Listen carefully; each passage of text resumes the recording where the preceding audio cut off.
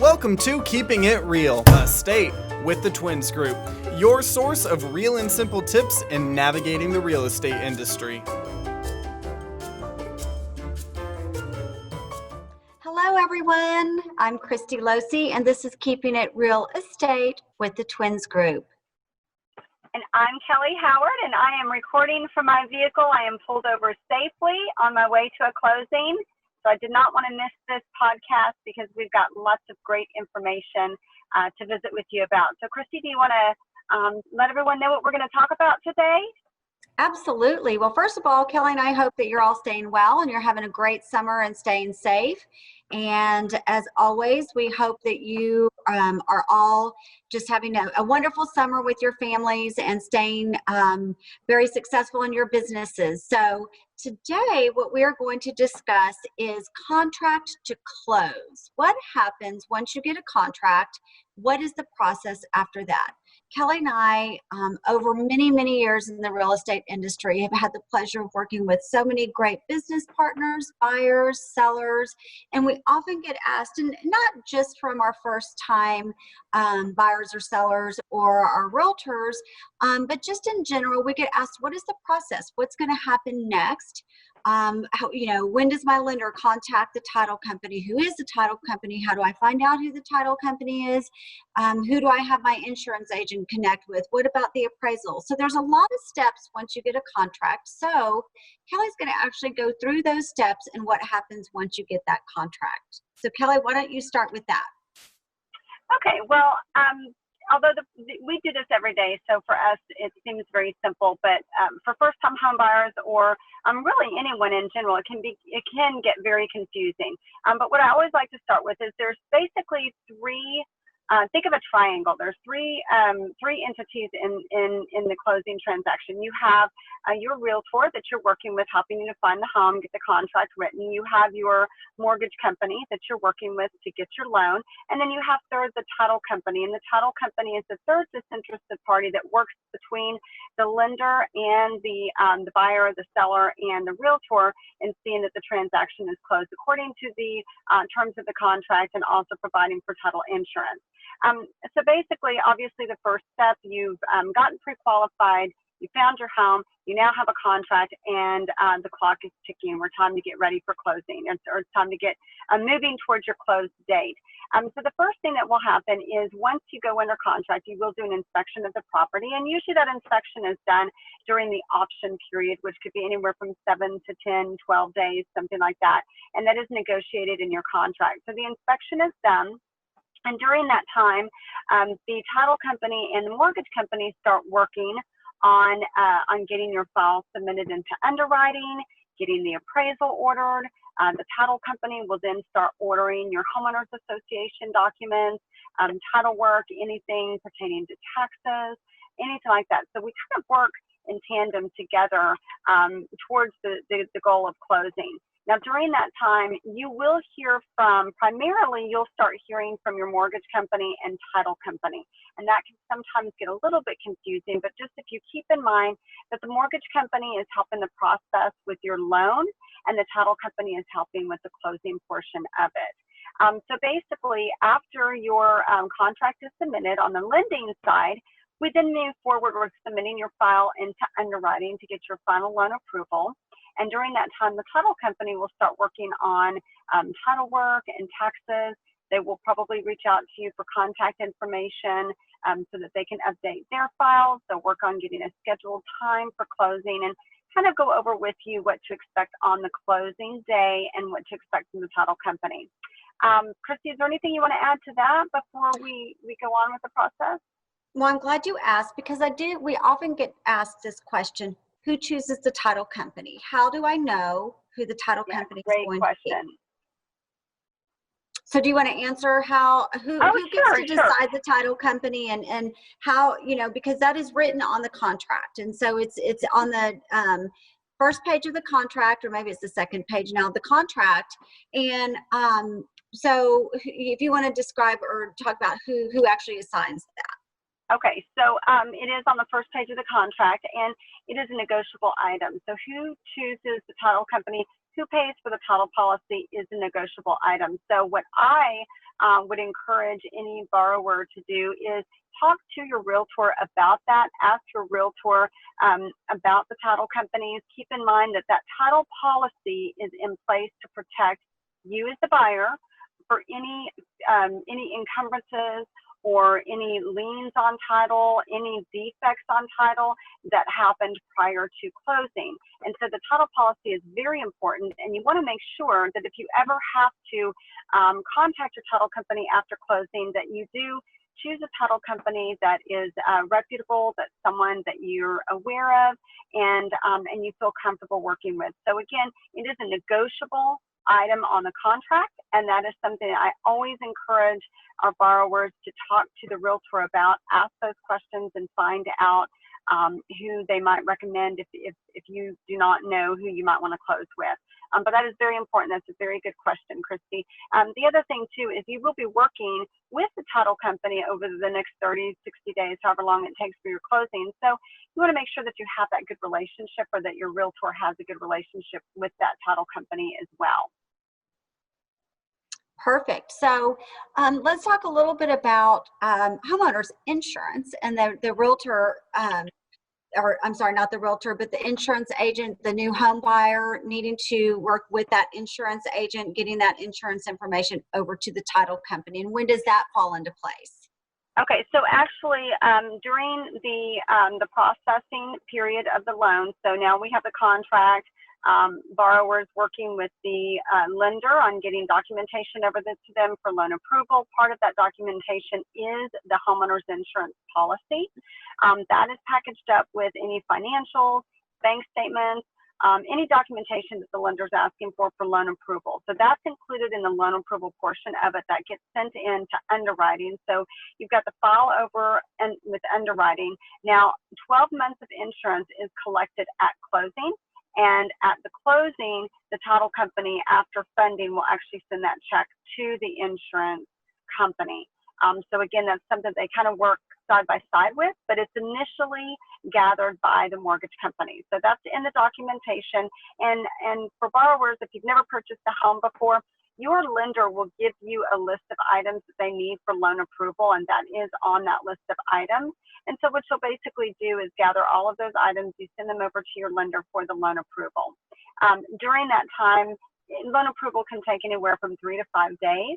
During that time, the appraisal gets ordered, and the appraisal usually in most scenarios takes 3 to 5 days. During this time of year, because it is a busy time of year, we're seeing more like 5 to 7 days. But once that appraisal comes in, you do want to get with your mortgage company to find out what the value is, because you want to make sure that the value that comes in on that appraisal is the value of the sales price, and that is something that your loan officer will take a look at. And we'll send that to you and go over that with you. But all of that happens, it seems like 2 or 3 days, but this is really over the time of, I would say, 5 to 15 days. Also during that time, we'll lock the loan. The loan needs to be locked. That is something that's done with the mortgage company. And again, the mortgage company is working side by side with the title company on any additional documentation. We then will obtain the title commitment, the commitment for title insurance, and the taxes. So that allows us to make sure, the mortgage company, to make sure that the house that's being purchased does not have any tax liens or any encroachments on title, and also tells us what the taxes are, which obviously we need the taxes in order to calculate that monthly payment.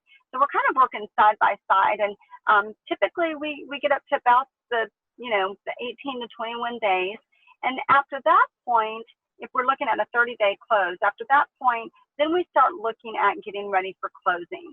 And then the next step to that would be getting the final closing disclosure, which is the final closing disclosure is what we call the CD, and it's the fees. It's basically the breakdown of closing costs.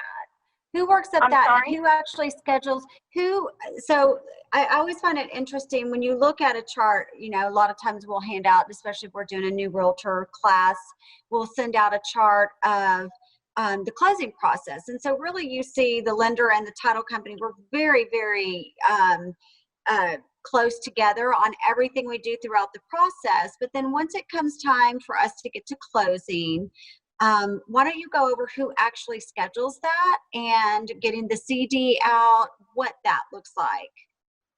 So the closing is scheduled with title. And what I do is I just ask my borrowers to get with their realtor and to make sure that they schedule their closing time. And the title company, there are a few things that you have to bring to title. A valid driver's license, that has to be a current driver's license. The names have to match. The cash to close has to be in the form of a wire or a cashier's check made payable that's good to information. the title company. You cannot write a personal check for your closing costs. But with respect to the closing, the scheduled closing is actually done with the borrower and the title company and the realtor. And then we, the mortgage company, will work on getting the final closing disclosure out. We are required to have that out 3 days prior to close. And so what happens is the closing disclosure then goes to the title company. The title company will review it. They will update any title fees on it, title policy, make sure all the prorations are correct. They then send that back to the mortgage company for final approval, and then the numbers will be sent out to the borrower. So in most cases, I know for Supreme Lending, we try to have our fees out anywhere from 7 to 5 days prior to closing. We're required to have them 3 days. And with the busy time of year, July and August do tend to be our busiest months of the year. So typically those 2 months you might see, closer to, 3 or 4 days. But the norm is anywhere from 7 to 5 days. And so our goal is always to make sure that the borrowers have their cash to close and money over to the title company 3 days prior to closing. Perfect. So then is it typical for the lender to go to the closing? And I actually know the answers to these questions, but I'm asking you so that you can go over them. But is it typical for the lender to go to closing? I've heard both. Of course, with COVID, it's a little bit different because the closings are different, and closings right now, and we've talked about this in our previous podcast, that right now closings are very different. We're seeing a lot of virtual closings, and we're seeing a lot of drive-up closings, and I have to say kudos to the title companies out there because they have really stepped it up. They've really embraced the situation and made it very convenient for not only the borrowers, but also for the lenders as well. So kudos to them. But back to your initial question, I attend all of my closings. I think it is important for a lender to be at the closing. It's just a good idea for the lender to be there to be able to answer some of those questions that may come up. I totally agree with that. I do attend all mine.